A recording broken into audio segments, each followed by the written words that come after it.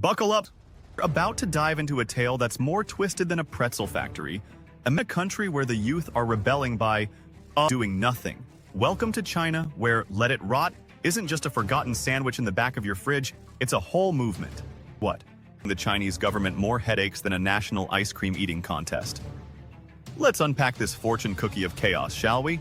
The Great Chinese Youth Rebellion. Let it rot. Picture this.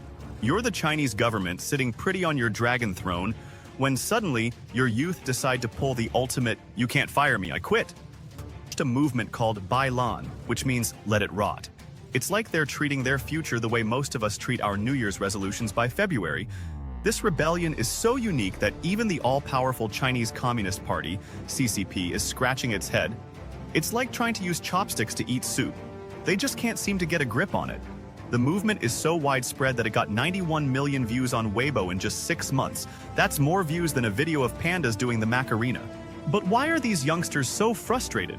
Well, grab your detective hat, because we're about to solve a mystery more complex than assembling IKEA furniture. The great takedown of private education in a land not so far away. There was a booming tutoring industry in China. It was so big, it could probably teach the entire population of Australia calculus twice over. But then, in 2021, the Chinese government decided to play buzzkill and banned for-profit tutoring faster than you can say, pop quiz. It was like watching a game of Jenga where someone pulled out the bottom piece. The whole industry came crashing down, wiping out billions of dollars and leaving people jobless. The 9 to 9 to 6. Work culture. When TGIF means, thank God it's finally Sunday? Imagine working from 9 a.m. to 9 p.m. 6 days a week. That's not a work schedule, that's a hostage situation. But in China, it's called the 996 work culture. It's so ingrained that leaving before 9 p.m. is like leaving a party before the cake. You just don't do it.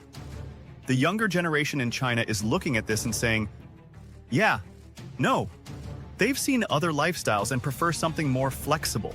Like maybe having time to, I don't know, breathe? Hey everyone, we are sorry to interrupt you, but we need your help. If you like this video so far, may you kindly give this video a like and subscribe to our channel. This will really help us a lot and we owe it all to you. Thank you. The job market, where help wanted signs are rarer than unicorns. Here's a fun fact. In August 2023, 3% of Chinese youth were unemployed. The government's solution? Stop publishing the numbers. It's like trying to fix a leaky roof by throwing away your buckets. Problem solved, right? The situation is so bad that fresh graduates are taking up jobs as full-time children. Yes, you heard that right. They're getting paid to hang out with their parents. It's like reverse adulting. Instead of moving out, you're moving in and sending your parents a bill. The housing market, where dreams go to die, or at least take out a second mortgage. In China, buying a house is considered an achievement. It's like their version of getting a blue check mark on Twitter, but way more expensive. The prices are so high that in cities like Shanghai and Beijing, it's almost impossible for the average young person to buy a home. It's like trying to buy the moon with your piggy bank savings. The demographic time bomb. Remember that one-child policy China had? Well, it's coming back to bite them harder than a dragon with a toothache. Now, China has more seniors than Florida during snowbird season. By 2035, about 400 million people in China will be over 60. That's like having the entire current population of Japan, South Korea, Italy, Canada, and Russia all deciding to retire at once and move to one country. And here's a kicker. There are 35 million more men than women in China. It's like a nationwide game of musical chairs. But when the music stops, 35 million guys are left standing.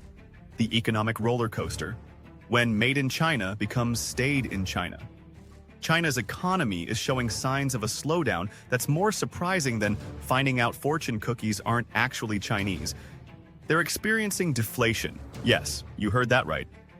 While the rest of the world is complaining about inflation, China's over here with prices dropping faster than a hot potato in a game of catch. Less demand means less production, which means fewer jobs, which means, you guessed it, more youth saying, let it rot.